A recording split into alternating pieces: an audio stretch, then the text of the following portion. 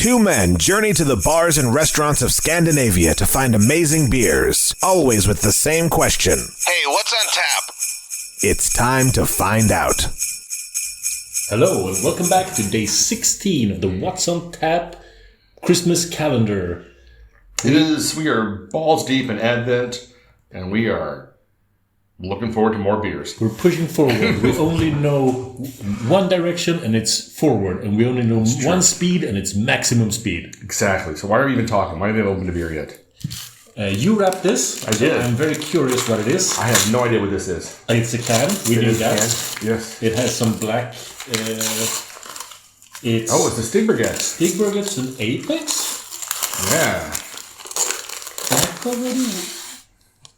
You look perplexed by this. He's like, you actually said the title in the correct tenor. Because it's back already ? Right. You were like, back already? Like, what the hell is this? How have I missed this beer? Did this come out in System Log it?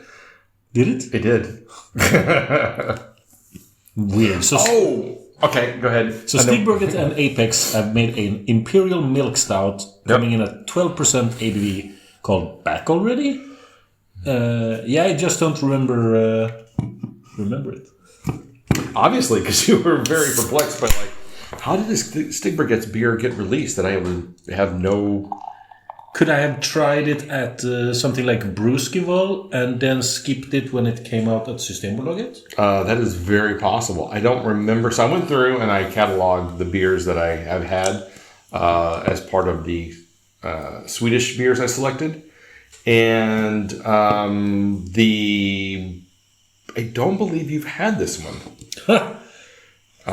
Because I had like 5 beers I had 5 beers that you had already previously tried. And I was like, well, these will be fun to talk about regardless. And then there were a few Swedish beers that you had not tried. And I was pretty sure this was one of the ones that you just completely missed somehow. I missed it. Yeah. So when I saw that, and I don't even think really any of our friends have checked this in either. I think this was a largely a release that just went completely missed by everyone for some reason. But I was like, Stigbergets and Apex doing a milk stout? Sure, man. Let me do this. Did you buy this off the shelf? Nope. I did this online order. Because Stigbergets have started putting out 4 packs of beers. Yeah. And those I skip consistently. Yep. No, I would totally... If this had been a 4-pack, I would have 100% skipped this. And if I had known what was in this, I probably would have skipped this as already. But I saw that it was one of the ones I wanted to include in our calendar. And it is it's got lactose, cocoa, coffee, hazelnuts. Yeah. Woof. But this is more a Martin beer than this. It is definitely more. The potential for... It's funny. 2 flavors I don't enjoy in beer is guava and hazelnuts, and I brought them both to the calendar. That's true. And the one guava beer I loved. It was a true because highlight. of the other aspects of that M11 beer. Woo! It smells really hazelnutty. It does smell like this dry hazelnutty flavor. Yeah. So milk stouts don't really have a lot of... Can't really hide behind a milk stout. I mean, it's a pretty thin, pretty light style. Usually, almost like a session stout kind of level of depth. So this one coming in at, what was it like? It was super big. 12%. Foif. That's foif. That's tough. And you don't have much to hide behind. So it's going to be, everything that's added is going to be pretty upfront. Which is interesting. And this is really hazelnutty. Let's go hazelnutting. Cheers. So hazelnutty.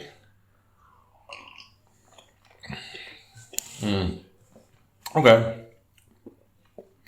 I don't hate it. So that's good. That's a first start. It's actually pretty drinkable. First impression is very interesting. Hazelnuts is what I feel in the aftertaste. Mm-hmm. First, I thought I felt some kind of burnt flavor or extra roasted flavor, but I don't feel that at all now. And I was surprised because that's usually not what you get in a milk stout. Yeah. I would say the what do you call it? The viscosity is about what you expect from a milk stout. It's pretty light, pretty thin, very easy to drink. there is a nice balance between the hazelnut and the coffee and the cocoa and the lactose. I think it all marries pretty well together. Yep. There's a lot of very interesting flavors going on. It's not just at first it was a little like woof hazelnut, but now it's kind of rounding itself. It's presenting more than just the raw hazelnut flavor, which I tend to really dislike. Right. I'm not getting that much coffee, to be honest. It's more of a bitter flavor for me. It's like if you were to say, the coffee and the cocoa or cacao part of it, they're not cacao. They're not super prevalent, but they're there as a supporting note to the hazelnut, which for me is almost like a little too much hazelnut creamer in a coffee. Yeah. Yeah, for me, hazelnuts obviously, but other than that is the lactose component of the milk stout. It almost feels like milk powder.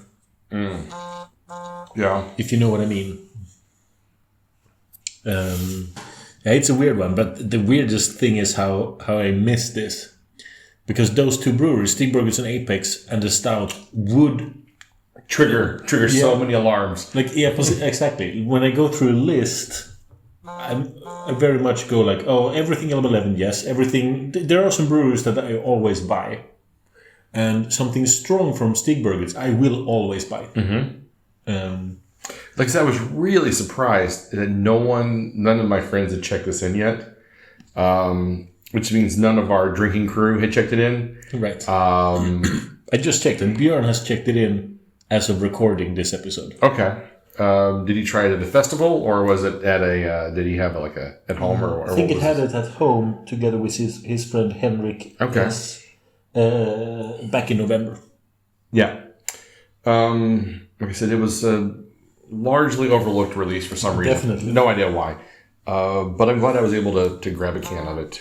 It may have been one of those in-between releases. So maybe it wasn't part of a Friday release, but maybe a random Tuesday kind of release or something like that. I don't really remember the situation for that. But it was good. It's I'm actually going to rate this higher than I would have thought I would have. Yeah. Interesting. What are you giving it?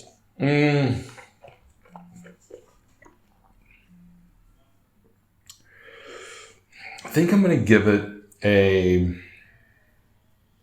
4 plus. Oh, wow. I'm on the lowest side of 4. But I don't want to give it a 3.75. It has a lot of redeeming qualities. For me, I don't like milk stouts in particular. No. So there's a lot of things I don't like about this stout. I don't like milk stouts. I think they're too thin. I don't think they have a lot of flavor. I think they're kind of a bullshit style. I don't like hazelnuts. I think they just usually overpower, dominate, and destroy any kind of flavor in a beer by just being the worst nut ever created. Yeah. But somehow this works for me. It's creamy, it's smooth, it's balanced, it's drinkable. If I had a can of this to myself, I would drink the whole thing and wouldn't have any problems with that. Although it might be a little overpowering towards the end with some of the flavors. But yeah, I think it's a really well done beer. It's better than the sum of the parts. Yeah, sure. I'm in the same camp that imperial milk stouts and milk stouts. This lactose, it's too much lactose. Where I think if they just skip that, it would be a vastly superior beer.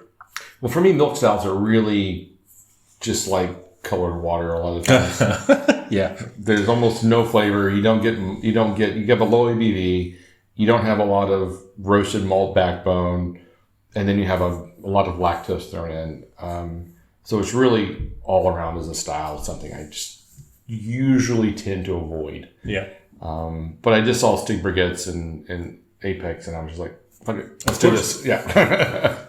So for the show, I'm giving it a 4, but it teeters on the edge of dropping down. but it doesn't. Interesting how we both went 4, but we both had very different feelings about this. Whereas on paper, you should like this beer much more than me, which is interesting. I think it's definitely the milk aspect of it, because the hazelnut flavor lifts it. Yeah, that's a good. Should we put some milk in it? We think that would make it taste better. It would make it worse. A little non-dairy creamer. That would make it much worse. We should pour some regular imperial stout into it. If only we had a Russian stout. Yeah. If we had some Marshall Zukov to pour on top of this, then it would really balance out with something amazing. But it's fun. It's really an interesting. I don't know how I missed it, but you managed to really nail a gap in my 2023 Systembolaget coverage. Well, I'm really glad about that. That makes me very happy. Like I said, I was like some of these beers. I was like, you haven't checked this in yet, but it could be any day now. Yeah. You check this beer in before we have it on the show. But I think I managed to get a couple in there before either you've bought them or you just missed them completely. So I'm really glad we were able to fill some holes in your Swedish beer. Exactly. And the label is on some kind of prairie. It's a creature that's half cow, half dinosaur. Right? Dinosaur? Reptile. Reptile of some sort, yeah. Monster, lizard, Godzilla, some sort of kaiju. And we're supposed to... Kalju. Kalju? Kaiju. Kaiju, yeah. Kaiju, right. So Kalju, because the bottom half is cow. Oh, Kalju. Oh. But we're supposed to figure that Stigbergets is the cow and Apex is the reptile, right? I would assume so, yes. Yeah. Although, if it had been a seagull and then that would have made more sense to me. Because I don't think I've seen any Stigberget beers with cows on them. Maybe not. I don't think so. Well, that's a mystery for another day. Who can know such a thing? Impossible. So until next time. Keep drinking, you dum-dums.